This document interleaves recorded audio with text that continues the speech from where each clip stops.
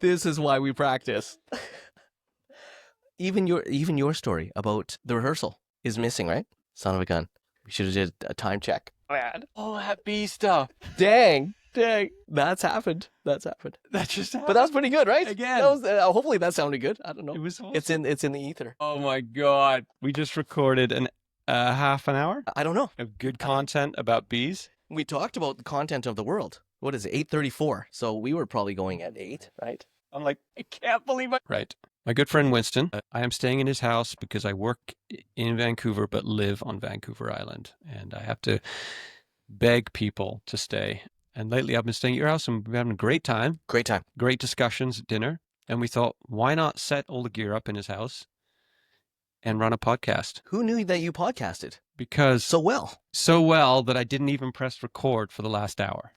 Yes, but I remember you telling me the story about previously podcasting and not hooking up the mics right, or the audio was lost. Right. That probably will never happen again. But missing the record button, I should have helped you with that. Yeah. Seeing as you were staring right at it. Yeah, exactly. It's actually your fault. Yeah, I'm fascinated by our images and our profiles. And how pixelated we look in real life. Winston's an amazing beekeeper, and we just talked about the whole process of bees and how honey's made and hives, and it's gone. But we are going to do it again another time. That's good. We'll consider that B-roll. B-roll. Laughing. Take 2. Yeah. So Winston and I met at a fundraiser, Fast Cars and Whiskey, which shouldn't go together, but they did. And we drank whiskey. And we drove fast cars. Fast cars that we probably will never own. And we maybe donated to a charity. Yeah, we definitely did. Yes. And now Winston owns a store and his wife, and they sell my wife's products at the store. And we kind of, we just clicked. Honestly, it's an honor to know you and your wife, and getting to know you in a kind of a public format shouldn't be all that different than getting to know you in a private format. Right. So let's put it out there. Yeah. And have some fun. I think that our friendship deepened during the old C word, the old COVID times, right? Yeah, I think so. Because we were, hate to get serious all of a sudden, but it seems... Well, COVID was a serious thing, and we shared a lot of the same wonder and curiosity about that time, and found ourselves in a similar situation where we have a young family to consider, and we're in the sandwich generation, so there's people to care about older than us. Sandwich generation, never heard of that before. Oh, sandwich generation. So we're Gen Xers, essentially, and we have our parents who are still alive that we likely have to still take care of. Right. Because medically, their worst is about to come. Right. So we want to be aware of that and show that we care and be good children to our aging parents while we have children that we have to parent. Right. So that's the sandwich generation. It may not have existed for older generations because people died earlier. Interesting. Their children may not have had children. So it kind of happens now. So the medical industry, as I understand it, is so good technologically, and we got advanced laboratories and a huge pharmaceutical industry and just the wherewithal to take care of an aging population. And the aging population is bigger than ever. The baby boomers. They're just not dying. Right. And then COVID hits. So around the globe, there's a pandemic and there's a medical emergency that just shakes the world. And we were some of the individuals that had to deal with it at our stage in life. So as family men, we connected. As business owners, yes, we connected. And as people that really liked our communities of our hobbies and social connections and people we love and trusted, that whole foundation was shaken and shaken in a similar way. And I think we connected on that. So it's been nice to know you. Yeah. I mean, that was a 5 years ago now, 6 years ago. COVID, but I think we met just before then. Right. But COVID was like the crucible, really, where a lot of friendships either fell apart or grew stronger. And it was interesting, to find out through COVID, like we kind of grew closer to people that we never thought we would grow close to, and further away from people that we thought we'd never fall away from. Exactly. And I think that we talk a lot about it, and the hurt is still real. The damage is still, the wound is still not healed over, I don't think. It was a wild time. Yeah, the part that didn't make it on this podcast was Winston was telling me about how we used to have upwards of 10 homestay students in this house at one time. which So is bonkers. to most people, it is because most people aren't willing to share their home with multiple people that they don't know. Do you think that's a cultural thing? Because what's your background? I'm Chinese. Chinese. Yeah, Canadian born Chinese. So as far as I can tell, you take care of your elderly. Like it's common to say, "Come live with us, Mom." Right. Is that right? It is, and in so a little But bit you've been of Canadianized, I was born here, right? so I was born Okay. in Vancouver, um, and when we purchased this particular house Mm-hmm. in late 2004, Mm-hmm. I may mention that between late 2004 and early 2005, when we took possession, my parents, who were supposed to buy into this house with us Mm-hmm. and move in, and we Mm-hmm. were that was the original renovation. We were going to renovate this basement. For them to live in, Yeah, so it's a split level house, and there's like 4 floors, right? but it's 2 floors that is split onto 4 levels. So their ground level and below was going to be theirs. They could design it any way they wanted, and they were supposed to. And they have an empty nest. My brother and I are long kicked out of the house, and not kicked out. We had left, but to take care of my parents and keep them close. Right. They said, "Oh, this is a nice house. It's the first one that we would consider, and it's not that big of a move for us. We would like to, share in the house with you." Oh, they reneged between our purchase date and our possession date, Yeah. and You're already in. so we were about to move in. Yeah. But before the deal we was were made. moving, yeah, Yeah. they backed out. They said, "No, we're not going to do it. We're not going to do it." How long did that wound take to heal? Well, That must have been just like, we didn't have time to really hurt, and we never really unpacked it. And part of me doesn't blame my parents, right? There are stairs here, okay. whereas but their house has stairs, and their understanding of the deal was that they would share the whole house with us. But Yeah. what we actually talked about, and we thought what we agreed to, was that they have their section of the house, Right. and we have our section of the house because we're about to have children. Right. And so we needed the extra bedroom space. So Right. that was the upper part of the house. And yeah, no, they didn't like it. They just thought they could be in charge of the house. Yeah. I'm like, oh, that's not really part of the deal. And so they backed out. But that left, I mean, we're still the primary mortgage holders. Yep. So we have to pay that down. Yep. And it was a monster. I don't know if I ever told you. Did I tell you how we got this house? So late 2004, we're looking for different houses. My style is I just want a maintenance-free home. Yeah. If it's new, great. If it's a pretty penny, yeah, no, let's try and get it as low price as possible, but as maintenance-free as possible. Right. Have none of that. She wants a house with character. She wants a house that's unique. She wants problems. A little bit of fixer-upper isn't beyond her. Mm-hmm. And I'm like, man, I just don't want the work. So what we ended up settling on was this lovely house that was about 20 years old. Yeah. And it wasn't an old fixer-upper because she was raised to buy the worst property in a good neighborhood, Right. and her parents would fix it up and flip it. Right. So they were like the original house flippers. I've moved once, and I moved when I was 21. Right. I shared a room till I was 21, Wow. and that's when we moved. Wow. And then I moved out, and here we are. Years later, my parents are still in the house that I moved out of. So they never move. So I'm not used to working on houses. Mm-hmm. So plumbing problems and rodent fixes and all that. Oh man, it's all maintenance to me. Yeah. And it's all a pain in the ass. Yeah. But this house was a happy medium, and my parents are going to live with us, and we're going to be able to take care of them. I can fulfill my role as eldest Chinese male, and I thought everything was okay in the world. And then they backed out. Yeah. But I'm like, Mom, Dad, we got to pay for it. So that's how we got into homestay. So I remember hearing about this need for homestay parents. Nina had worked as a family counselor. She had known about the foster system and how you could derive an income from taking care of kids that had been otherwise abandoned. To me, that sounds tough. Myself, though, I'm thinking, hey, if we can give temporary students who are just here to learn English for 1 month, 3 months, a year, that would be kind of a backward way into Airbnb and maybe, no, not Airbnb at the time, but just bread and breakfast, kind of like bed and breakfast, but more Canadian style. And Right. it's giving people a home temporarily. Because you didn't have another source of income. We both had jobs. Yeah, we both had jobs. Okay.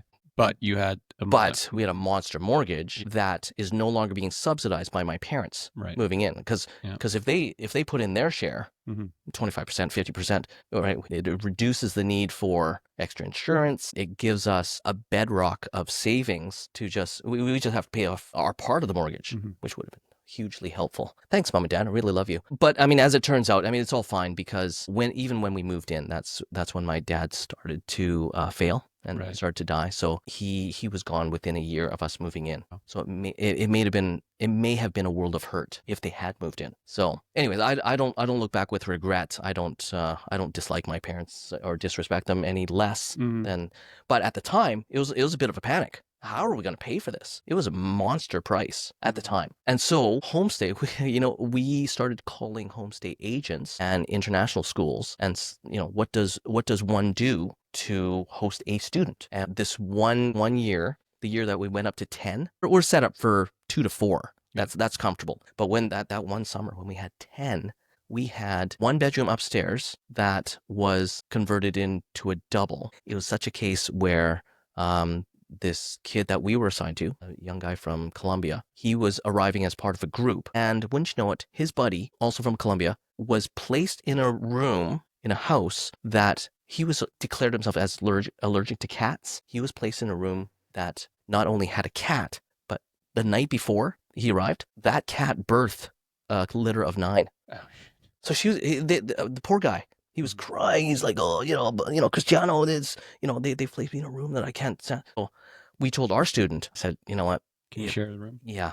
Can you share the room? Why don't we take him? Yeah. So we ended up with 2 there. And then the next room over, we didn't have kids at the time. Mm-hmm. So, the kids' room were, that housed 3. And then we had this double room and the kitchen room, the gun room, this storeroom, and even the office was occupied as a bedroom because I couldn't say no to a family friend who had a kid coming in from Newfoundland. So I can't deny the Canadian homestay guy. So he wasn't here for learning English. Right. He was here for BCIT, for an animation program, which wasn't offered on the East Coast. So he ended up being number 10. Come on in. So we're making a meal for 12 anyway. And you're working at the same time. Working at the same time. We both had full-time jobs. So you have to come home, make lunch, go back to work. You guys are grafters. So at the time, we got into a pretty good system where we would have breakfast available, kind of continental breakfast for the most part, except on weekends. And so we always had loaves of bread. We always had, the really solid, 4 to 8 toaster, slots going at once. We always made big meals, and we had a lot of fun during those years. And it was 13 years. No kidding. 13 years, kids. 250 students. So we had kids in the middle of that. When we first bought the house to pay for the first couple payments. Insult to injury. Yeah. But it was fun. It was fun.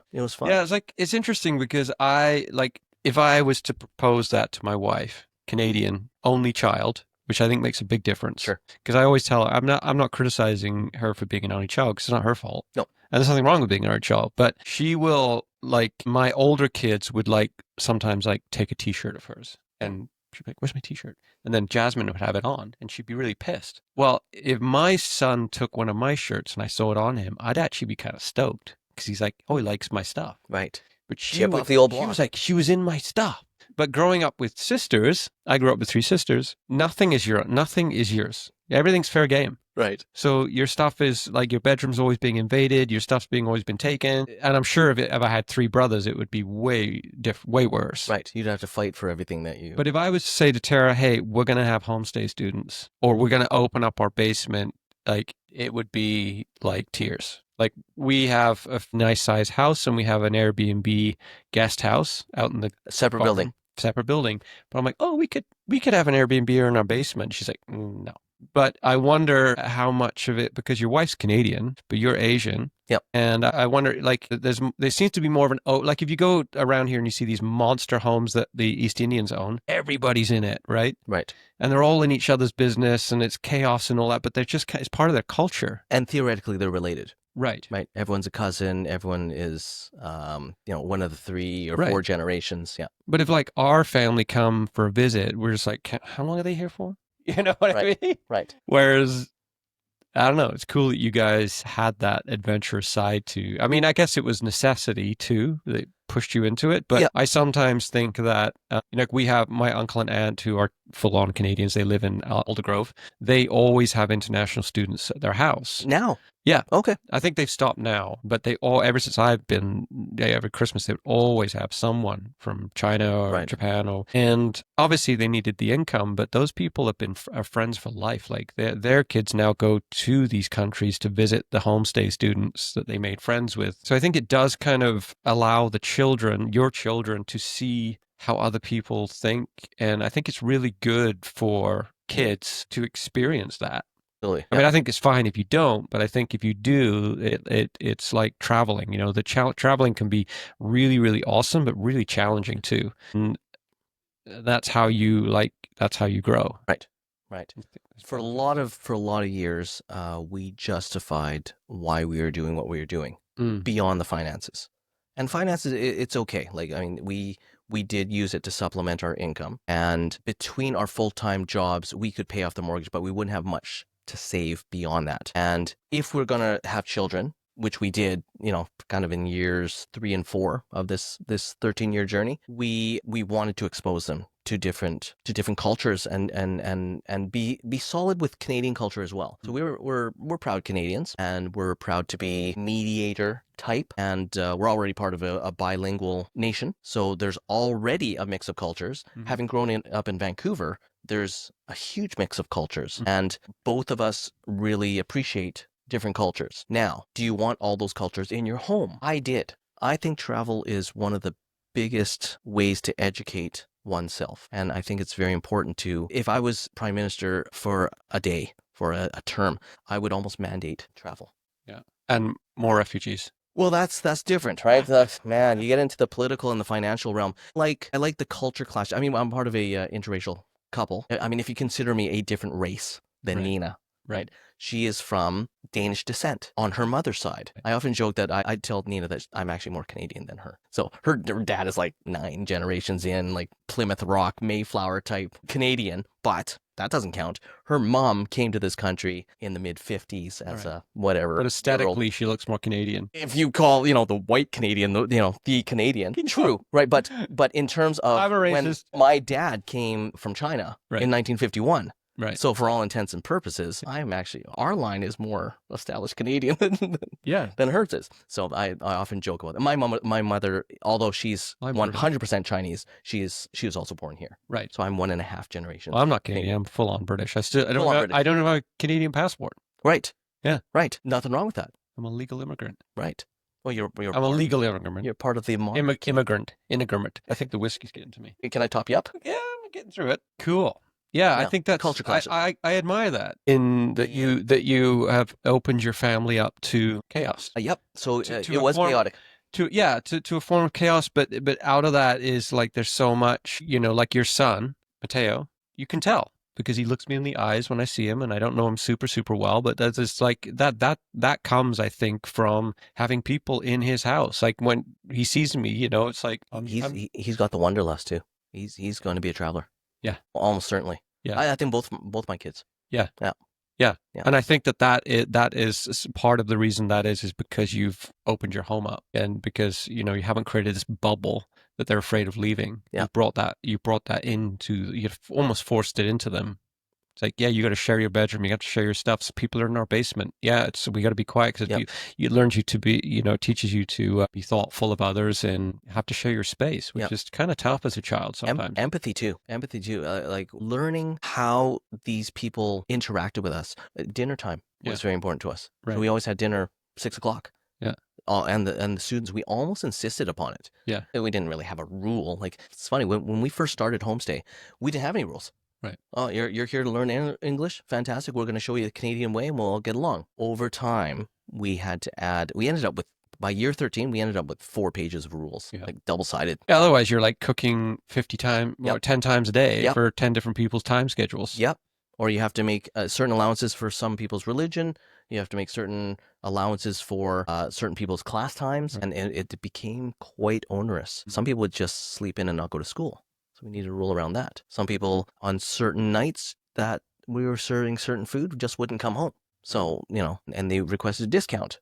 So I need to roll Oh, around that, right? And so we saw in the first few years, it was really good. yeah. And it was easy to see past the money. Like the Mhm. money was almost secondary That's because the people were like, Mr. Wong, thank you for letting me be in your house. yeah, It's nice. And we'd meet their parents yeah. The or talk them reward. over the phone. Yeah. Yeah, the reward.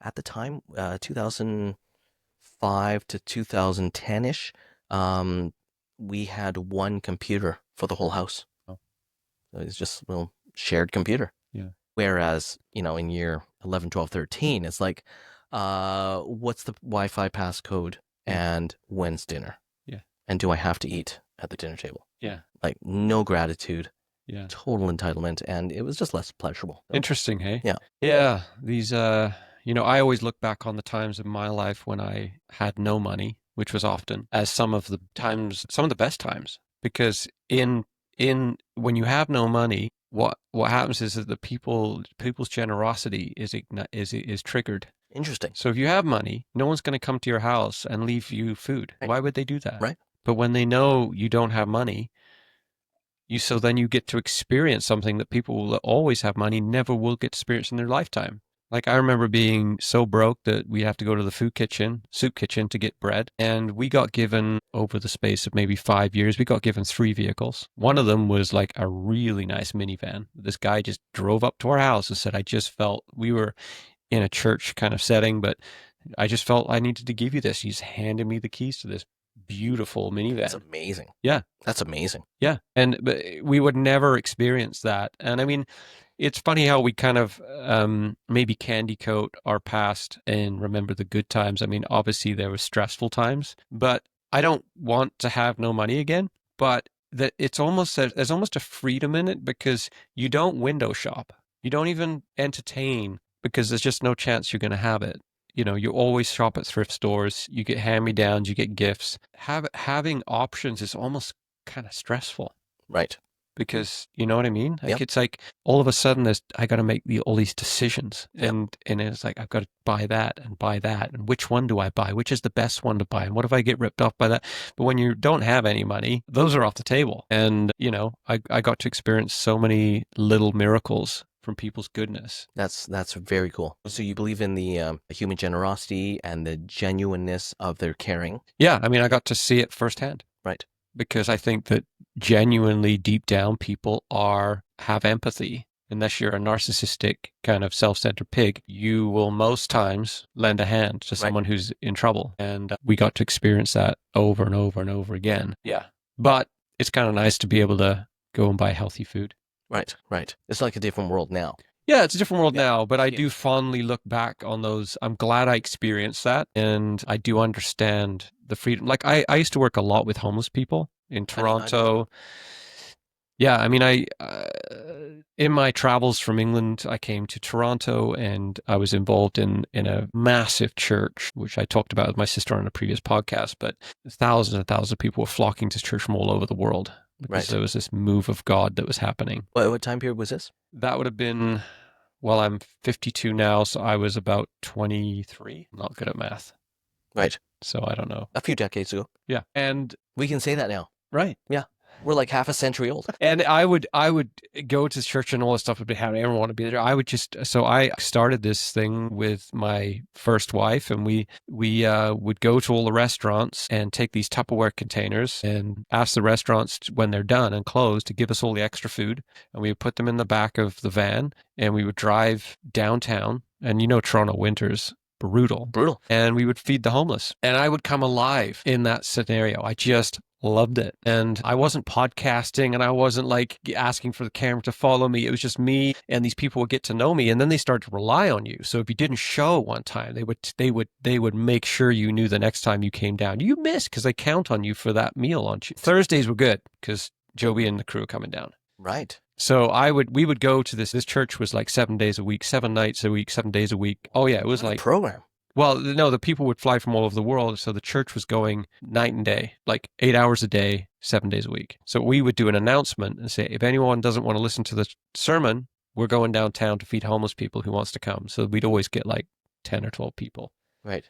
And the poor sermon giver. Yeah. Were they left alone? Well, there was thousands of people there. Wow. didn't miss them. And then throughout my life, wherever I've gone, I've always been drawn to working for down and out folks, First Nations, street people, prostitutes, and it's a long story, but I overcooked myself. I got too into it and I just burnt myself out. But I don't know where I was going with that. Genuineness of human and the Yeah. human spirit, Yeah. generosity, I guess so. and the freedom with it. Right. And I felt like down there with those people, it was like there was a heartbeat that was real. And I think if you look back on like even the stories of Jesus and his disciples, right? He didn't want to be in the church. He wanted to be down with where people were real. He's like, I'd rather be chilling with a prostitute.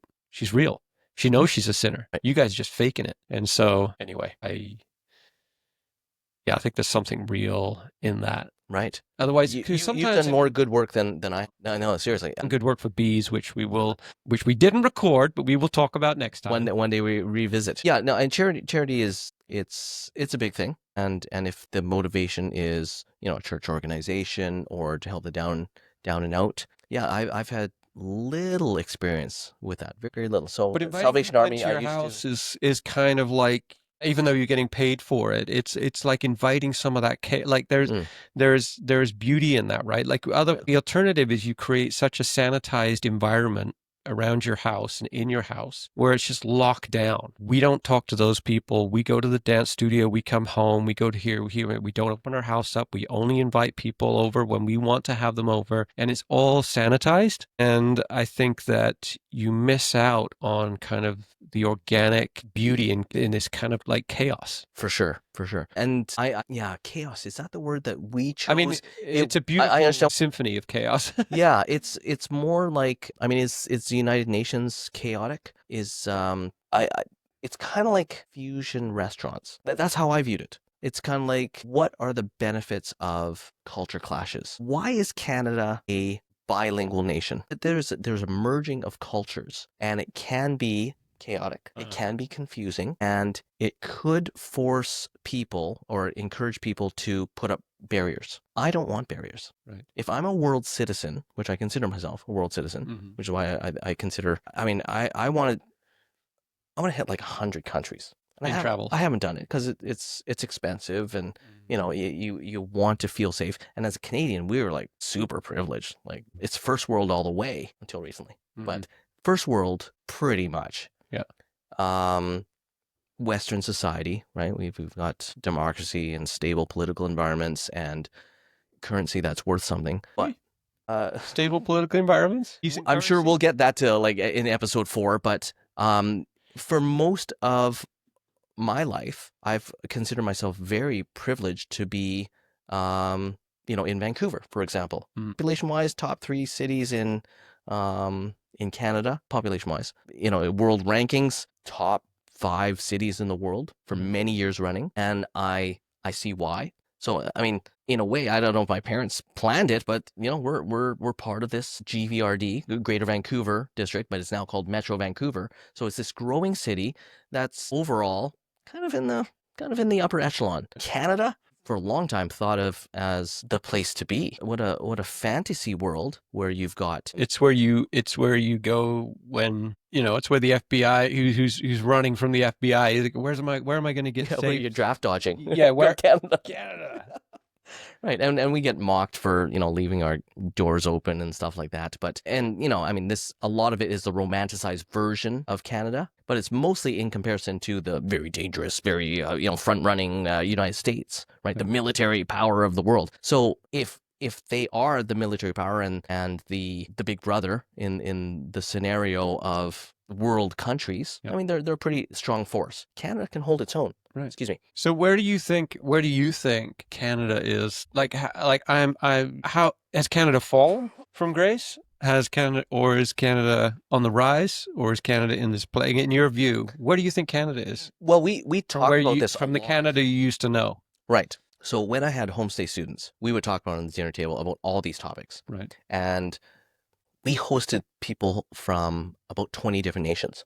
Wow. So we saw, and at the time, and through that time, I've probably gone to about 15 or 20 countries myself. So I've seen, the very poor and maybe not the ultra rich. I haven't seen that upper echelon. But there are people in other countries that don't have the life that we have. No, 100%. 100%, right? Yeah. So I have to appreciate where they come from. Right. And we've seen kids from Russia. We've seen kids from Colombia. The majority of the kids came from, and I say kids because they were mostly younger than, but we saw older people too. There were a few homestay that older than us. So we saw the upper and bottom echelon of Brazil, for example, and then we've had a chance to visit there. So we've seen it firsthand. China has really risen in terms of how many people have been lifted out of poverty. Right. So they're doing something right according to some measurements. You know, how they crack down on, Tiananmen Square type issues and how they quell democracy I mean that's something for Is that mostly because of what we've been buying off them, like the export? This gets into very complex stuff, right? We're talking about capitalism versus communism. We're talking about different forms of government, ruling massive amounts of people. So, without getting into that, I don't know that much. All I know Trudeau is, say he loves the way that China runs. He admires it. You can get shit done. Yep, so I'm told. And I don't know if Canada is at the point of, being run like a communist party. But so, with the people that were in our home on our turf, I would say that we, for the most part, have been pretty proud to be Canadians. And we ask ourselves what that means. And I have to deal with my kids now. So in today's world, I am answering those kinds of questions. What does it mean to be Canadian? How are we treated overseas? It's different now than it was 10 years ago, than it was 20 years ago. It seems like now, I mean, and I haven't traveled much since COVID. A lot changed from COVID. Sure. Like more than we probably will allow ourselves to admit. Right. Because we want to almost suppress and forget that period. Right. I don't want to forget. So, but I feel like now we're almost pitied. I get a sense of pity. I'm hoping to find out later this year when you travel. When I travel internationally. I don't think for the it's first time in years. Palpable, but I feel like what happened in the trucker convoy went all over the globe. Yep. Like everybody saw that. Yep. And the freezing of bank accounts was huge. Black stain. Intolerable. Yeah. Yep. And I think Canadians who didn't experience that like to shrug it off like, it was no big deal. It wasn't your bank account, was it? Like the whole bloody pandemic. Yeah. And so I feel when I talk to folks about Canada, and it's not every day you do this, but I feel like there's almost a sense of like perplexed, like what happened up there? Because no one really, like we were being talked about, but not in a positive way, Like I think we were we were probably the only one that did the passport. Was it the travel passport? I don't know. I really don't know. I mean, some of the rules were really, really, really stringent. Part of me, yeah. So I've had to ask myself what my Canadian identity has meant in the last few years. Nina and I were both very glad. We've repeated that, God, we're not doing homestay during this pandemic. First of all, it would have been, you talk about chaos. It would have been very difficult for anyone that was here that had to go home. Yeah. And that was here and couldn't go to school to learn English. They'd be around the house. Oh my God. Right. So we may have implemented policies that we wouldn't do in years past. So we were very glad that we didn't have homestay at that time. It was tough enough to deal with the kids in high school. So it's been, I've tried to coin a phrase over the last few years. You know how people were talking about new normal. Oh, this is a new normal. This is a new situation. This is what we have to do now. Striven for 2019 normal. I remember being pretty happy in 2019. 2019, I was very clear about what we were doing in our businesses, right? We had exited our jobs and we're trying to launch these, 2 businesses that were seasonal and about 3 or 4 years old. So not very old, but old enough to get a little bit of a following. And then the pandemic hits, right? Retail store, you better close. Fortunately, we were able to remain open for BCB supply because essential based on animals, agriculture, and kind of tied to food. Right. Honey. Interesting. So we agreed that we would just open under BCB supply. And if we have to shut the doors to the gift store, we'd be open to it. Not open to it, but, if it came down to all retail being closed, we would have to close. But we would keep the B supply shop open and operate under that umbrella for as long as that was essential. Thankfully, homestay wasn't part of it because travel was decimated. Yeah. And I remember hearing announcements by Bonnie Henry and other things in the media and I mean, these people were in charge at the time, They were. right? John Horgan, who's our premier, is like, oh, we're just handing things over to the medical community, and what they say goes, and for as long as it goes. Oh boy. So I remember saying to myself, if we go down this road, unwinding is going to be a bugger. It's going to be so hard to revamp people's way of thinking, vamp the normal that is being formed. Like, people are now saying, no, you have to step back from me because I'm about to advance and you have to be 6 feet away from me, 3 meters away from me, or whatever the rule was. People don't even know what a meter is in Canada. Not really. They still know feet and stuff like that. So to me, it's even weird that Canadians don't like Americans, but they adopt half the American verbal lexicon. Yeah. Right? We still talk in feet and pounds often. Right? We're not totally non-American. Right. Yeah, their blood runs through our veins. Yeah, because it's the same system, it's the same history. Well, that's interesting foresight that you had. I never thought that. Like, this is gonna, like, you actually, I think that's what I enjoy about your mind, because it's very, you really think things through, like, to think this is going to take a long time to unwind. Yeah, that's an interesting thing to think back then. Yeah, I remember being affected more profoundly by COVID than by, say, 9/11, which I found myself comparing a lot of my thoughts to. I remember thinking at the time of 9/11, which was, for all intents and purposes, a tragedy, but not really for Canadians, not really for Europeans, right? It was our American friends that got affected, like in their prime cities. Where they hurt most is where these criminals drove planes into. Right. And it was a coordinated attack, and it was terrible. Obviously, it made the news. It seemed, yeah, and it seemed as soon as it was like, we're going to fight back now, they licked their wounds and we got back on our feet pretty damn quick. Exactly. So I remember the world crying out, oh, America has been hit, damaged in this way. The world was ready to rally around the United States because they had been damaged by an unprecedented terroristic attack. Right. So no kidding. There was war. But if anyone just paused and thought, why did this happen?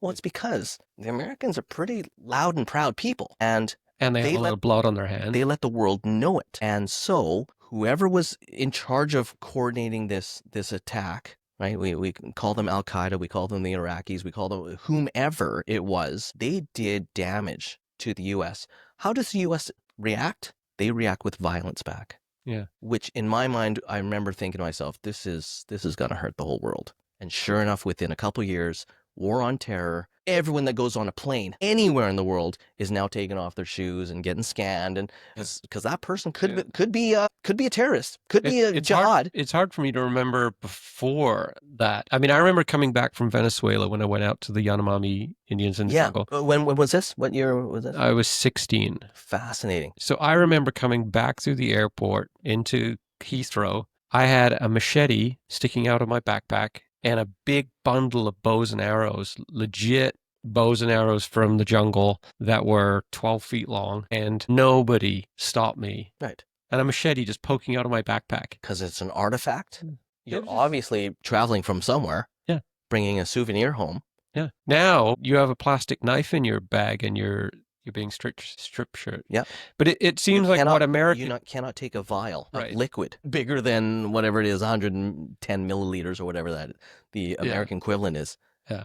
Based on what? I know, it's so stupid. How many of the 9/11 terrorists used a liquid? Yeah. It's crazy. Yeah. So I remember those crazy rules being thrown up on like mud on a wall and see what gets like the done. 6 feet apart. Where did that number come from? And the masks. Yeah. This business gets to stay open. This one doesn't. Where did that come from? Yeah. So what do you think's going on there? Well, I think people. So whoever was in charge, and it's an unenviable role to be a leader during a crisis. Right.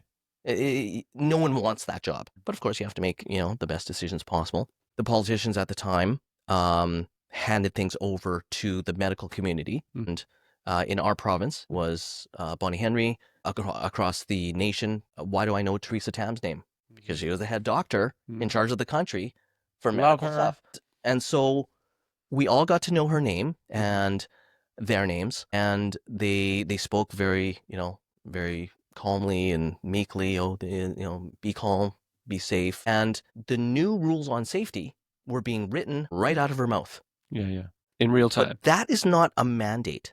That is not mandatory. My understanding of the law. That is not law. It's not legal, right? But under a short time, oh no, we have this Emergencies Act, and whoever's in charge and whoever's occupying this seat makes the rules, and that's probably viable for about a month, maybe 2. I'll give it 90 days. Right around the 91, 92 day mark, you better come up with some facts. You better come up with some real solutions that last the long term. I didn't see that happening. I feel like what happened. Weirded me. Yeah, I think what happened is because we weren't ready for it, right? Like no one was ready for it. And so this was just coming at us at 100 miles an hour. It's like, what are you going to do?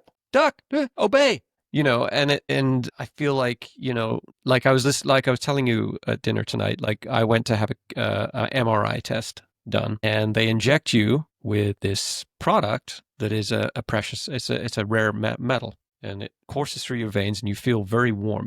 Lights you up. It feels like whiskey. It's amazing through all of your body. It's like I'm like, oh, that feels nice. And what it does is it reacts to the MRI machine, and it has a magnetic effect and shows up parts of your body. But you have rare earth metal in your veins. They don't ask you, do you want this? There are some side effects that could happen. It has hurt some people. They just say toxic. We're just about to inject this into your veins, and then it's going to feel warm. Okay. So then the same thing with fluoride at the dentist. Please swill this, but you don't know that you have an option to opt out of it. And so I took this, and then this morning I listened to Brett Weinstein talk about his MRI that he just had 2 days ago and how he questioned it. And then he asked them, do I have to have it? No, you don't. Is it going to make a big difference in the MRI test? We could probably see what we need to see without it. I won't take it. And I felt like shit because I didn't think about, but I think, these things came at us at 1,000 miles an hour, Sure. 6 feet apart, wear a mask, do this,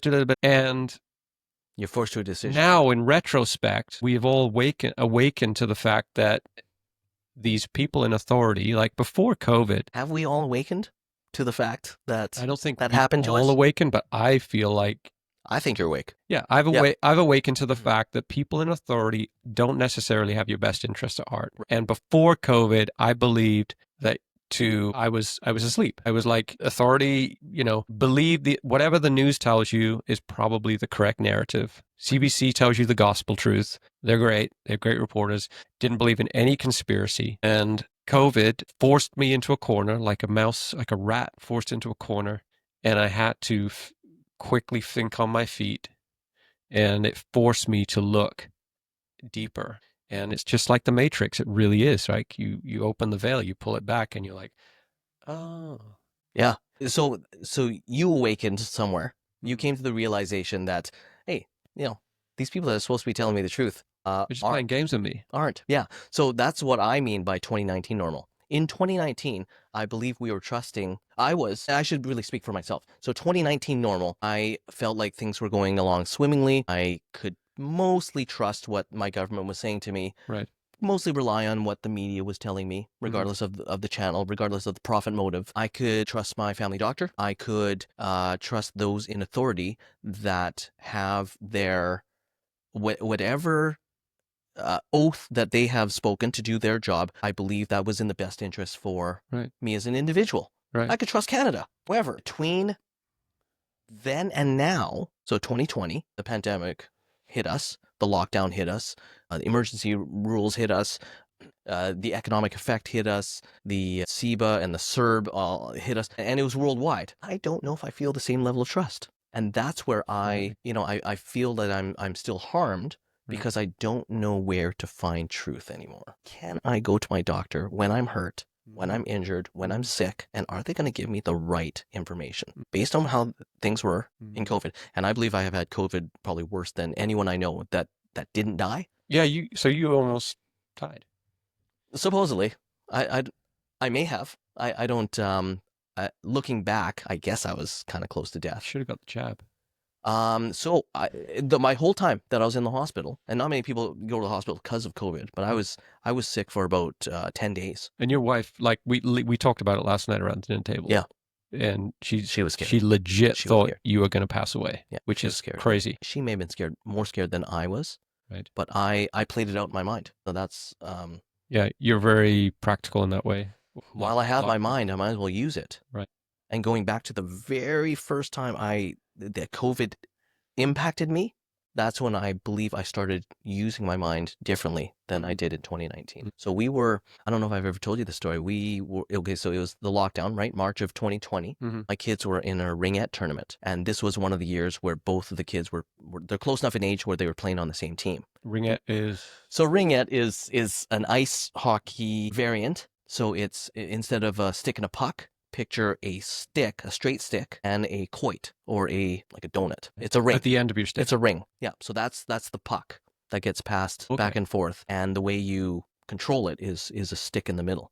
So, and then flick it. And you flick it. Yeah. So it's called I've never ringette. seen that. It's actually a pretty good sport. Yeah. Yeah. And it really, because it's non-contact, but it's as fast as hockey, and it has, moving blue line. Do you know hockey? A little bit. Okay. The blue line indicates where offside takes place, so you can't goal suck.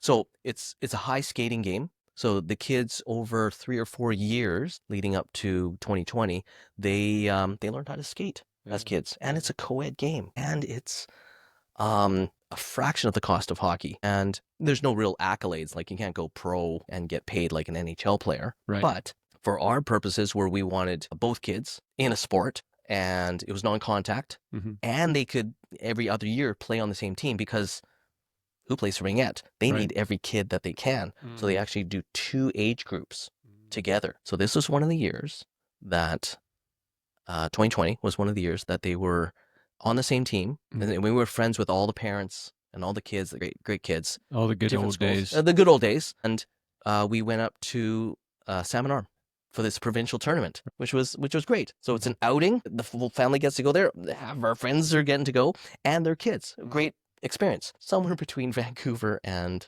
Salmon Arm, within that 4 hours, everything was canceled. So that was the same day that Bonnie Henry announced that all gatherings of 250 people or more are not to happen. They cannot happen. So, and there was a travel ban too. Remember that? The travel ban happened. You couldn't enter travel in Canada. You couldn't go to like Kamloops, turned around on the highway. Every single announcement. First of all, it was one of the good news pieces was that Nina and I reacted to the news in pretty much the same way. Right. So at least we're on the right side of the... Saved your marriage there. Pretty much. Because we would have been one that broke up. Yeah. For sure. Yeah. For sure. Because if, one insisted on a vaccine and one didn't, if one said, my family's allowed in our bubble, but yours isn't. Fortunately, we reacted to a lot of the same things. And so that weekend of the ringette tournament, even the front desk people at the hotel were reluctant. We're like, do we tell them that they're... Because we were visibly excited to be in this tournament, to be in Salmon Arm, to be away from home. And, we're all staying in the same hotel. Great. This is going to be a great weekend. Should we tell them that this event is canceled? Why would it be canceled? Well, COVID. You mean Wuhan? Is that what you mean? That has canceled us? So over the weekend, it was still a fine time because we were all together, and the kids were running around the hotel, and we still had meals together and stuff. But I remember talking to some of the parents and watching some of the TV news where people were really sick in Italy. Like, there was just places, right? That was the news at the time. Holy, these whole cities, the Sistine Chapel is like empty. Yeah. We're like, wow, it's freezer here? Trucks full of bodies. Exactly. And one of our friends was probably still is a dental hygienist, and at the time Vancouver had a big dental conference, and apparently 4 or 8 or 18 people out of 10,000 really got sick. Like, oh man, coronavirus. So I know that she was affected, and because most of those parents were, teachers and, working in the hospital, or in the medical industry. So they had a certain insight into this medical emergency, which was now here in BC. Dun, dun, dun. So, and they would say such wise things as, no, listen, if one person gets sick, this is why we have to shut it down. I'm like, now hang on a second. This disease, which for all intents and purposes might be communicable or not, we don't know how it's transmitted. It could be a cold. So any one of us could have a cold at any time. Wouldn't it be wise to just, take some vitamin C and get some exercise? Why would that stop a tournament? First of all, I can't imagine a ringette game that draws 250 people. You don't even know what the sport is. No. Like, what the hell is ringette? So all of us would be in a arena that holds probably 5,000 people. Right. And each of the kids, it's a non-contact sport. Mm. Plus, they have the same gear as hockey. Okay. So we're talking mask and protection and, multiple shirts and gloves, right? So there's no contact. Where's the risk? Mm-hmm. That's what I saw. Mm-hmm. Now I know that, I've given Bonnie Henry as much benefit of the doubt as I can. I gave a lot of people benefit of the doubt over the last 5-6 years. Of course, they have to have a blanket policy. Mm. But I thought, why 250? Why not 1,000, right? If it's a dental conference, why not 10,000? And even 10,000, let's say 18 people got sick. Let's say 100 people got sick. That's still like 0.1%. Mm-hmm. And that's sick. That's not death. So through the whole period of COVID and the lockdown and all these new rules coming at us, I always wondered what it was based on, who's dying, and then who's actually getting sick that is tied to the dying. So none of the rules made sense to me. Just as I'm not a statistician, but I can figure out percentages. I'm not a medical professional, but I can figure out, what feels healthy and what is going to have a long-term effect. So these are the kind of reactions I had to almost every rule. And I always watched the death rate. And I said, okay, if that death rate is true, how do they know it's going to be this coronavirus, this particular disease, condition, set of symptoms that are tied to the death? None of that made sense to me. So how many people actually get sick? So even the most non-favorable projections, which are just projections, they're not really based on anything. They're based on models of what could happen. Mm-hmm. Even the worst counting would come up of 1 in 52, which is kind of the same as, if you were to, like, I play cards. Deck of cards of 52. If you cut the cards and you draw the ace of spades, you're going to get sick. Would you cut the cards? That's what we have to do if we're going to live, right? So we're going to cut the cards. So 51 out of 52 people will not have COVID. And that stat kind of made sense to me. But that's not the scary part. The scary part is death from COVID. There were lots of people that said, "Oh man, this is the worst cold that I ever had. Man, you don't want this, man. This is I'm a marathon runner and I got it and it was the worst thing I ever had." Right? That's supposed to scare me into closing my store. Well, yeah. No. I had the flu and it felt like I was dying. Right. This is when you had COVID. No, just plain old flu. The flu, yeah. Back in the day. Right. I was like, couldn't lift my head off the pillow for 4 days. Right. Like dizzy. Felt like it was over. Right. And we got over it and no one freaked out and it wasn't on the news. And your body is better for it. Right. But this one, I can't even stand the word COVID. Like when people say, I think I've got COVID, like now, people still say that. I'm like, someone just said it to me last week. Yeah, and I'm like, so you got the flu?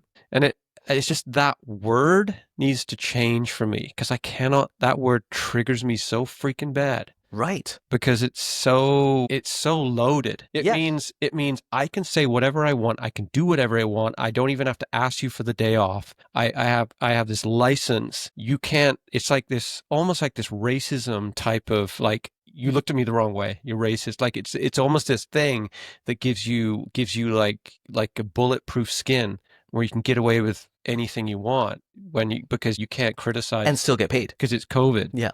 And it's like, no, you just had the flu. So how did the word get loaded for you? Well, I mean, your reaction is very visceral. Like I can see you're getting red in the eyes, right?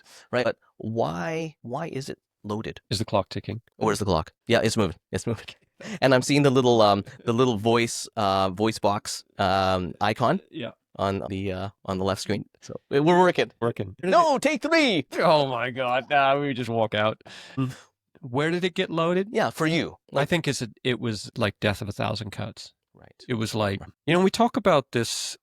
We have talked about it a lot in private. You and I, yeah. Together, not just you and different me, phases. and other people. Oh, I see. It's, and there's almost a shame that I feel talking about it.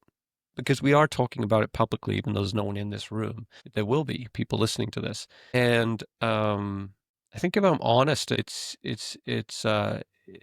I still censor myself, like still around other people, even though that it's fully known that it was in Wuhan now and it's fully known that the vaccine has bad side effects and didn't do shit to stop the spread. People don't admit that. No. Which is why it's not safe for us to talk like this. Yeah. Yeah, still not. Right. And I think this wound is still bleeding. And even when I brought this up between you and me right now, I'm like, do I go there? I could feel, I'm like feeling in you whether this is somewhere you want to go. And I can feel this fatigue from talking about it in myself. Like but when we talk about it, emotion rises up, which really means it's still real for you, right? Yep. For me, Yep. it triggers. Yep. You're just like, okay, you haven't healed from this. Because if that's happening, it means there's still a healing that hasn't happened. And I think we're being told by those on the other side, let's call a spade, those who decided to get vaccinated, those who decided that we were wrong and that the trucker convoy was a bunch of communists and all this stuff, we to just get over it, move on. It was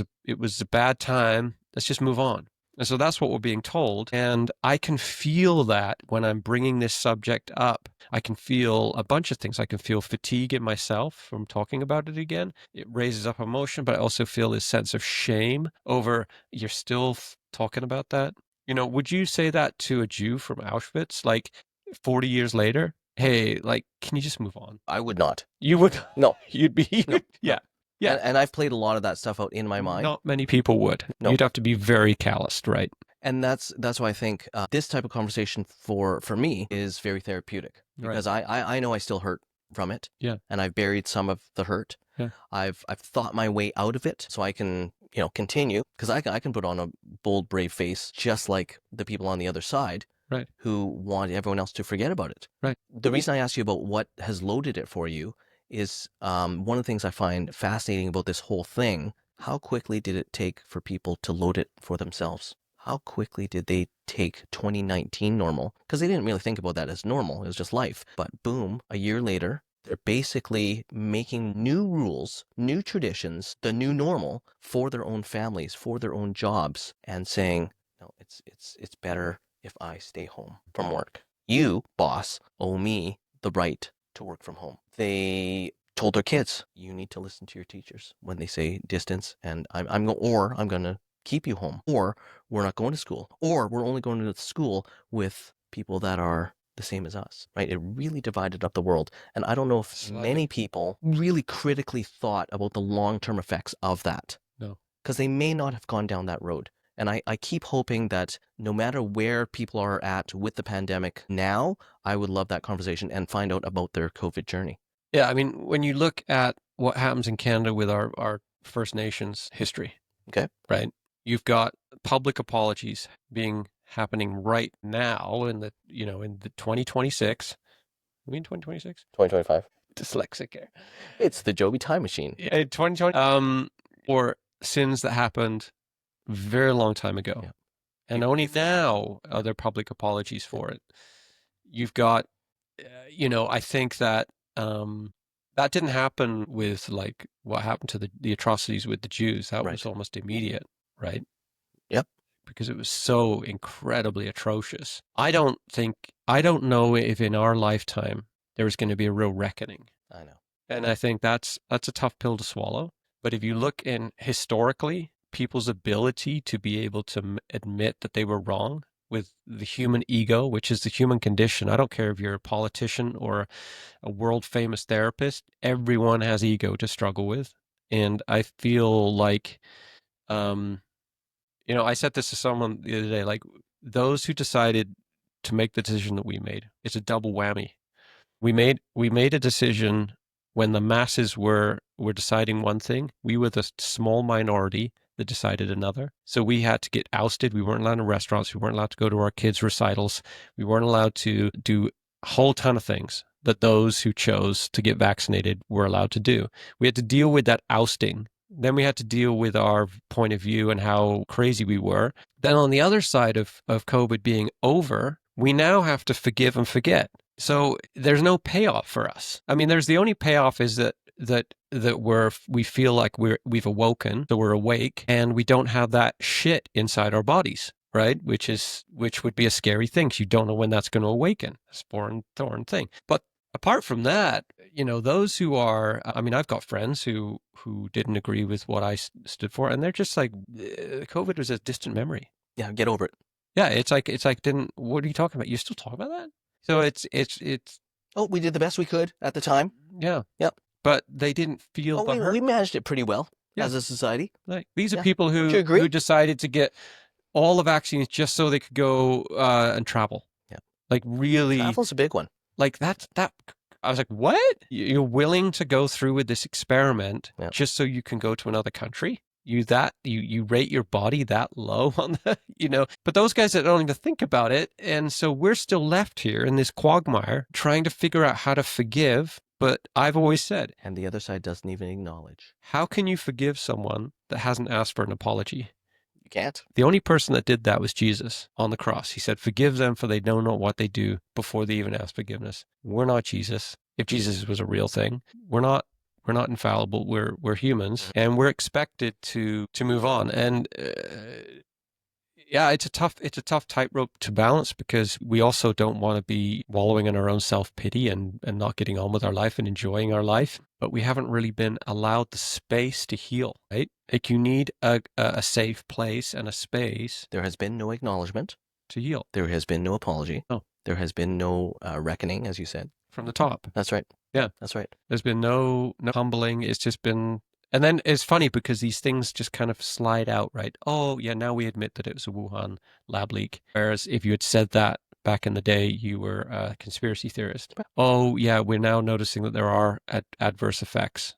And it didn't stop the spread, but they just kind of sneaked it out on the fourth page of the newspaper. And there's just a lack of manliness to just man up and say, yeah, we were wrong. We're sorry. That was one of the 6 ways out that I saw. So I remember asking myself, oh man, once we go down this road, there's not going to be an easy way out at the time. So 2021, I remember Nina and I saying, you know what? We are not going to travel in the next 5 years. So let's just swear it off now. We'll go to places in BC. We'll try and go to Canada. If they're, limiting the distance we can go, we can appreciate enough beauty around our province and the adjacent province and the islands. And I thought, we will probably not get to travel for 5 years. So turns out that's true. So this is kind of year 6, because I can't foresee an easy way out. And the ways out that I thought out of the pandemic was, number 1,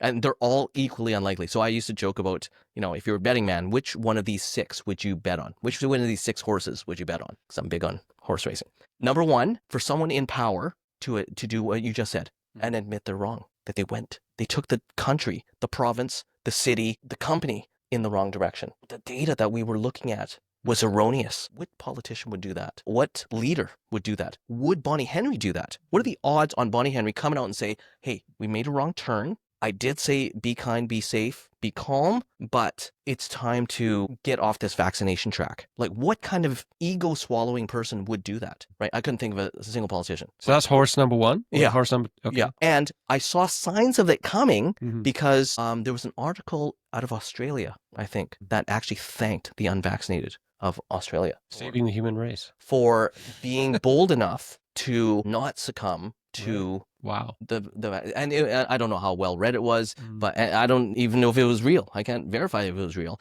but I remember reading it and I saved it. It was like a Facebook post, and this was published in the Australian Times or whatever. I remember being in but it's very, I want to get onto the other 4 horses, but I remember being in a potluck group that had a circle this was the healing thing of us going to Vancouver Island. There was a lot more of our people there, and I remember you telling me about that. These beautiful potlucks. This guy would open up his home, and people would, back in the day, they had to like park up the street, leave their phones in their trucks, sneak down the back alleys and get in because we weren't allowed to meet. Wish we were part of that. Yeah. And then we'd have circle, and everyone, and the first time I went there, I just started, I could not stop the tears, because there was like, you were home. 80-year-olds, 20-year-olds, even their kids, like were like 12, would sit in circle and just share about their times, right? And this, and it wasn't like bashing Trudeau and bashing Bonnie Henry and bashing that. It was just people bearing their soul and just saying, here's my wound. It's right here. Can you help me heal it? And it was pure and not like just this talking about ill of things. Like we were past that at that point. It was like, how do we figure this out? And this one lady, one time after many circles I went to, she said, my sister, she got to her and a circle where everyone had a little time to share. And she said, my sister called me up today and she said, I'm sorry. You were right. And we all, like, our jaws were on the ground. And this is like, why is this such a surprise to hear? And we were all like, what? And there was That's incredible. And it shouldn't be that incredible. That's the beginning of healing But that for that shouldn't for be. that woman. Yeah. But why would it, why, it was shocking to me that it was such a shock. I mean, shocking and not shocking. Yeah. But like, Who owns their mistake? it was one out of, there was probably 30 people in the room that had met every single week for months and months and months. And it was the first candle. And I don't know if there's been one since, but there probably has been a few, but it's like, but it is also awesome and really sad that that was not more common, you know? Yeah. And you have to ask yourself, does Bonnie Henry actually believe that she was like in the secret of her own house, in her own bedroom, when she looks in the mirror? Or has the poison gone in so deep that you still think, you know, like deep down? It'd be worth a conversation. It would be. It depends on what seat I'm in. I'm just a consumer that will one day need the medical system. I over the past few years, I would love to speak with Bonnie Henry Mhm. about what she was thinking. Right? Why did she base her policies on whatever data she had? Did she not see the other side? Mhm. Did she read the scientific data that Pfizer did on their own vaccine? I don't think she did. If I was Bonnie Henry, I don't think having, access to all the top science, even around the world, I don't think I'd reach the same conclusions as her. That's just me. So that's the second horse. But did you see a couple clips when they were talking on, you know, remember there'd be that whole table of them?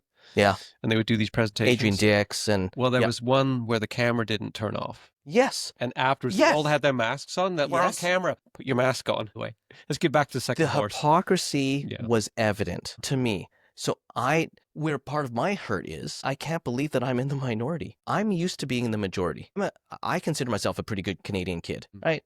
I like hockey. I can name all the provinces and the territories. I want to go across Canada and hit all the territories and really experience everything that our beloved country has to offer, right? I want to see the mountains. I want to see coast on all three sides. I believe in the democratic system. I love the parliamentary version of democracy that we have. I think every province has something to contribute culturally, economically, politically, people-wise, and I want to see every region of our great nation. Why would anyone want to discourage that? I don't get it. The second horse for me in this, how do we ever get out of this COVID path, would be the medical community doing just that, doing the about face, saying, hey, based on the latest note, I'm in charge of this medical emergency, right? Or a doctor standing up. And we saw glimmers of hope. So that's why these horses are not unreal. Like it's possible that a politician could come forward and say, hey, we've led the country in a direction that we shouldn't have. We're going to start unwinding some of that. We could be, we might have to reverse the CERB because it didn't go, we didn't roll it out right, right? This arrive can, I almost said that. I mean, I'll call it for what it is. Arrive can app, right? Didn't work with the best of intentions. We need to remunerate all that and get back to an even playing field. We took a wrong turn. That would take a tremendous amount of ego suppression to actually lead us in a proper direction. That didn't come from the politician end, but it could have. And we saw some, pretty good results, pretty good examples of Sweden, right? That they didn't go in the direction we did. I was admiring that, but it didn't happen on the Canadian political front. The medical front should have been the ones to say, whoa, this latest data does not support our policies. We can't support a policy that does this, right? Or we've looked into these vaccines and the ones that are approved, maybe not the best choice. Or, hey, we've got a vaccine. We also have some alternatives. We're putting forward the vaccine from Pfizer, from Moderna, from AstraZeneca. Why do I even know those names of the those companies? Because they were drilled into us. Yeah, I'll get to horse number 3. That's the media. But the medical community should have stood up and said, this might not be the best choice, but it's the best we have. There's therapeutics you can take. Right? The hydrochloroquine stuff, the ivermectin, right? If I would respect the medical community much more, if they introduce a whole battery of possible solutions. To mandate the vaccine, it wasn't a mandate. They never made it mandatory by law. So mandate, the whole word is incorrect. If they're going down the road of vaccine passports and forced vaccines to keep your job and all that stuff, it has to be backed by medical science that is good. And if it's not good science, which it wasn't, they have to offer a set of choices, and they have to be, like we were talking about, full disclosure and informed consent, right, with your MRI and stuff like that. Yeah. A medical professional, in my opinion, that's offering the best do no harm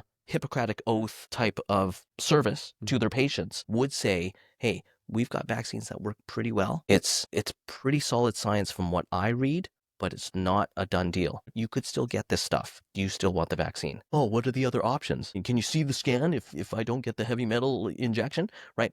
We should have been able to ask that kind of stuff. Yeah. And the medical community, if I was a doctor, I would want the full answer. So I admire doctors like Charles Hoff, who simply weren't willing to inject the communities that he was helping medically. And he stood up. He tried to. It got silenced. I would admire a nurse who said, I'm not going to inject my patients with this. I wouldn't want to take it myself. In fact, I'm resigning and giving up years of experience because they're now expecting me to put this in my body and insisting upon it in order to keep my job. So I knew some nurses that made that principled stand because the science didn't back their boss's position. So what kind of guts would it take someone in the medical community to turn around their stance? Be huge. Are you betting on that horse? What's more likely? If there's only two horses, a political guy, I'll keep my money. Keep your money, right? So that's what you did. That's, then we chose a different way. Culprit number one is anyone in a political position of leadership. Fucking bastards. They sent us down the wrong road and they affected a country. What I predicted in 2020, 2021, and kind of 2022 was the hurt is still not here. We are going to feel this economically because they basically put the brakes on the whole country. Oh, wait, they did that around the globe. So it's no surprise to me that we're in a global recession times, just more chaos. So the one thing I'm not sure about is someone winning financially because of that? Is it the WEF that is implementing this ruling class? I don't know if I'm quite there conspiratorially. I just know that the politicians that were elected and voted in didn't do the best job possible in my mind. And that was back then. So now I'm really pissed off. And I can do nothing about it. Medical, every Canadian will need the medical community. And we have a medical system that we're super proud of because everyone has universal access. Doesn't matter where you're born in Canada, right? If you're a Canadian citizen, even if you're visiting from outside of Canada, if you get hurt, we'll take care of you. That's a brilliant system. Right. And it doesn't really cost that much to that individual. This is our way of taking care of one another. You're telling me that you're not going to allow someone that's unvaccinated to care for their loved one inside of a hospital because there's this pandemic going on, so they need an experimental drug, right? That the principles behind that are not backed by legal, they're not backed by science, they're not backed by anything that person denying that entry is in charge of. So the medical community is totally culpable during this whole pandemic. Now I'm at the point where I don't even know if I trust my own doctor. No. In 2019, I did. I mean, But what would it take for someone to reverse their position medically, right? That's a pretty long shot. The third is the media. Yeah. So how we were all affected as individuals, as groups, as family members, as job holders, what they showed in the media was, this is what we have to do. This is the new normal, right? And it was on every channel. Every channel are saying, this is what Dr. Bonnie Henry said. This is how she announced things. Oh, you're saying that on Facebook? We're going to stop that. Media is so important in a quote unquote free society, especially in today's world when technology, I mean, everyone has a platform. You're telling me every single platform is saying, get the vaccine. Isn't that the definition of fascism? Is when the media, the whole world went fascist. Yeah. For a short period. Isn't the definition when media and technology and politicians or something like that are in lockstep? Yep. Like it's a closed loop. So when did that happen? In what societies do we know that happened for sure? Yeah. Well, Germany, Nazi Germany. Yeah. Right. So did the propaganda world and maybe just if we look at Canada, did Canada go fascist? 100%. So is fascism good or bad? But Canadians are not willing to accept that because we still, they say communism is when they're hanging when people are hanging by their necks from lampposts, when they're marching people up to concentration That's camps. communism or fascism? Yeah, fascism in anything down that dark road, Yeah. you know. Right. And it's so much more subtle than that. Yeah. When you listen to people talk about what it was like to live in North Korea, the slow degrees in which it turned before it got to the place where it is right now was just 1 degree at a time.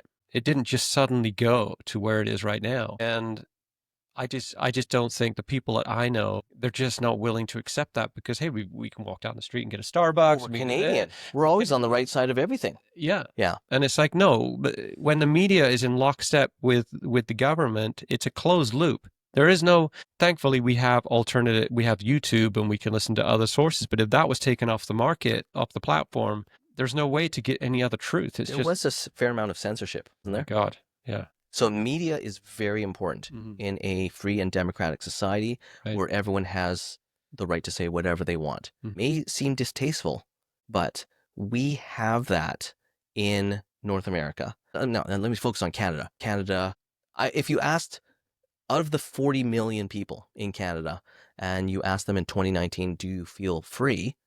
They would probably say yes. Right, just like Muslim Americans, just like most people in Western society, and that is admirable. That is an admirable society. Right. So why didn't you and I feel free? Why don't we feel free now, 2025 or 2026, whatever we're in? 26. Yeah, exactly. We were censored. We were made to feel a certain way. We were faced with shame for not being, included, not carrying the political water that was being dragged upon us. It's hard to swallow, right? It's to be so badly outnumbered. The media played a huge role in that.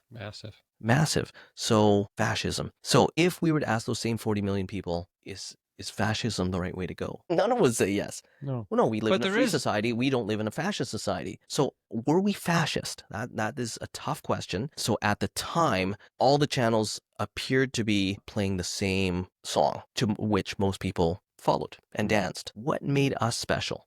So we'll get to horse number 5 in a sec, the nation of the unvaccinated. But the media played a huge role in saying what was right and what was wrong, and they could easily unwind it. But instead, like most of society, they just kind of sweep it under the rug and they say, yeah, we're not going to talk about that anymore. Hey, look, Trump's talking about tariffs. Hey, look, there's a war in the Ukraine. So there's all kinds of distractions for which the media they're known to just, whatever sells, whatever people are watching. In Canada, it's particularly problematic because a lot of the Freedom Convoy voices were quelled. A lot of the dissenting media channels were non-funded. And I don't know if it's quite fascist, but it's certainly biased in a way that it doesn't help people with messages like you and I. So that's why we stay quiet and we're biding our time and secretly we're hurting. I mean, you got Tamara Leach actually did jail time. Yeah. Yeah. For nothing. For just, putting her job on hold and saying, yeah, I think these truckers, it's a good thing. Let's get behind it. She actually did real jail time. Crazy. I would vote for her for Prime Minister. Yeah, she's a pure soul. When the people were flying flags saying "fuck Trudeau," she said, "Take those down. Trudeau's got kids." That's the kind of leadership that I believe Canadians should be proud of. 100%. How she got vilified is unbelievable, and I think I would admire a media that would take her story and run with it. How do we unwind this? Like, how do we? One of these 6 ways, like Joby. Like that's you look at the political class. Like, I might ask myself, are you serious? We've got bozo number 1 or bozo number 2. We've got rich motherfucker number 1 who is so tangled up in so much corrupt stuff. Everything that come out of his mouth is a lie. Right. Right. And yet, Carney. People just vote him in. Yeah, because people who have read his book say either he's lying about everything in his book or he's lying now. But those two do not correlate at all. He's fooled enough Canadians. Yeah. But is that our choice? Like, it just drives me crazy. Yeah.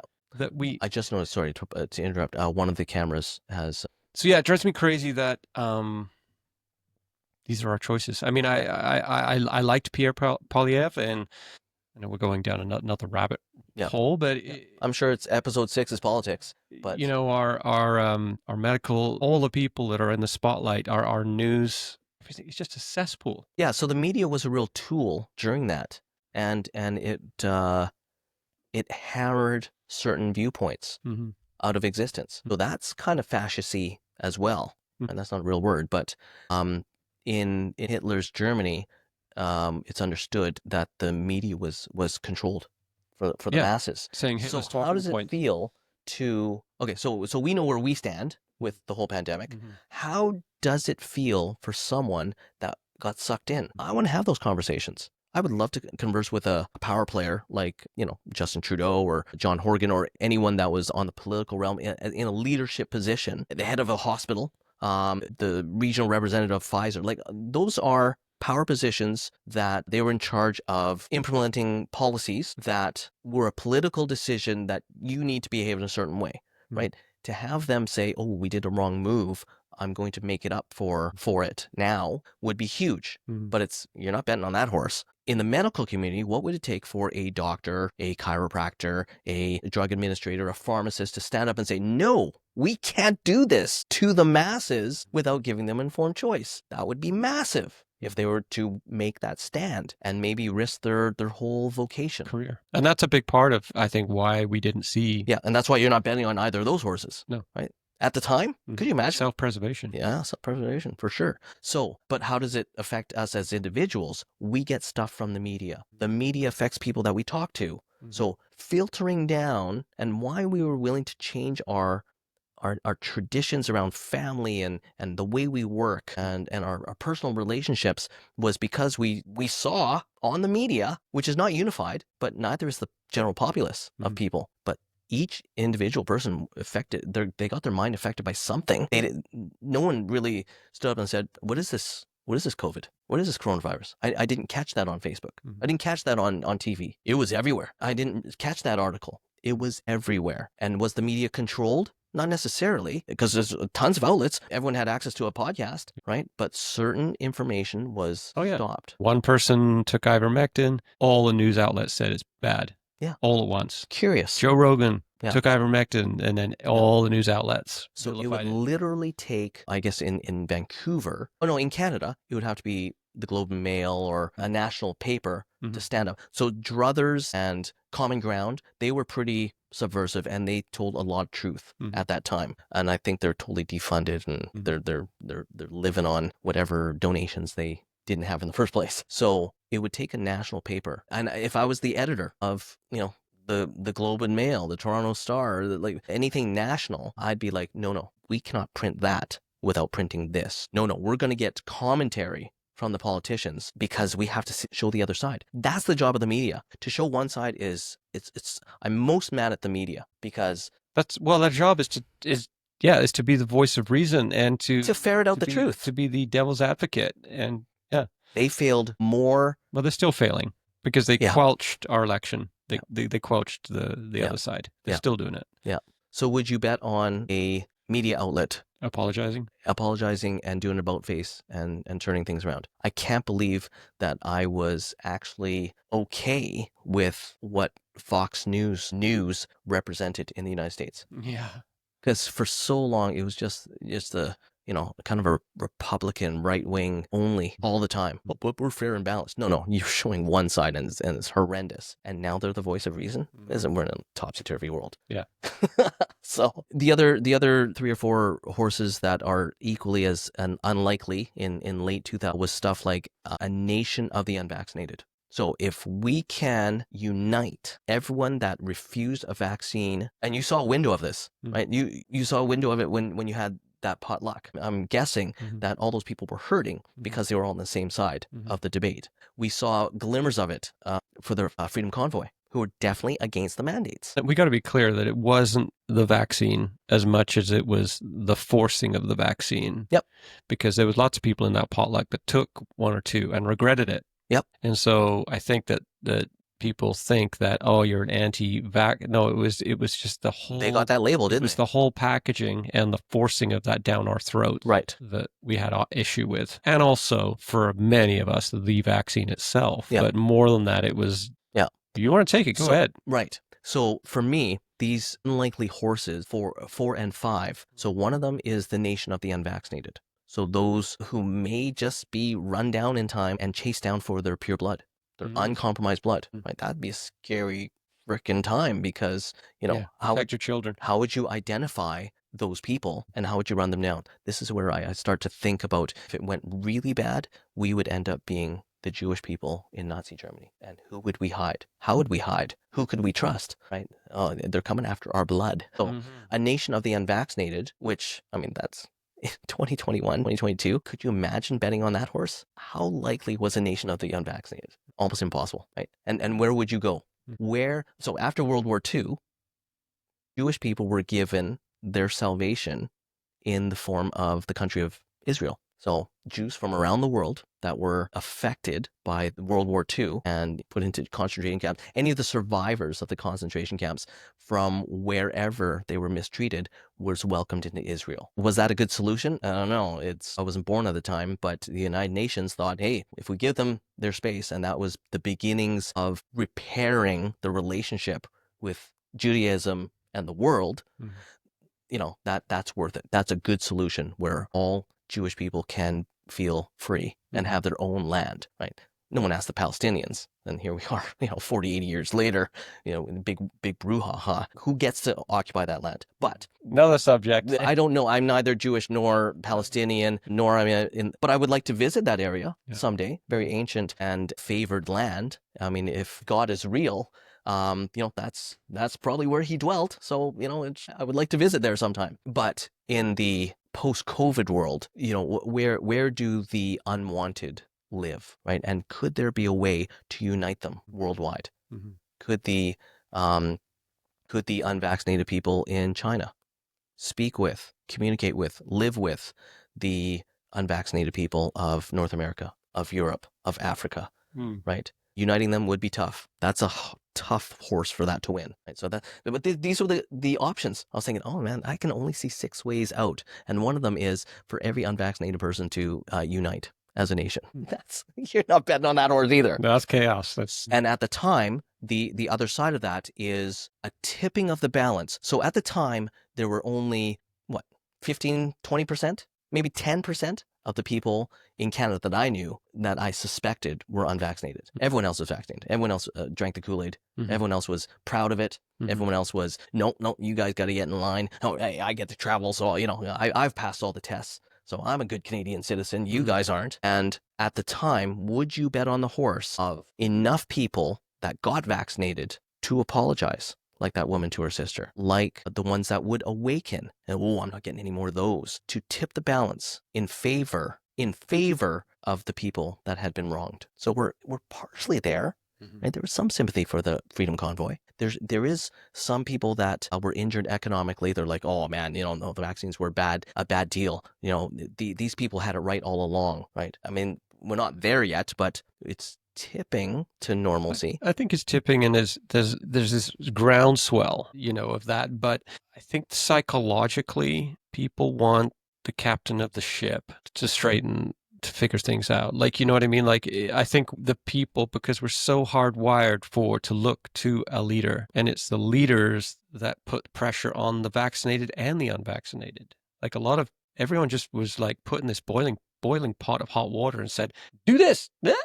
Is like hard decisions that were thrown at them very fast. Okay, so if you're in that leadership position and you get affected by not your voters, but the people that worked for you in your company, and you're like, it was like 11-1 against you, man, we need a COVID policy, and you're the leader of the company, you're probably going to say, okay, to satisfy, 10, 11 people, I'm obviously outnumbered. Maybe one of you is on my side.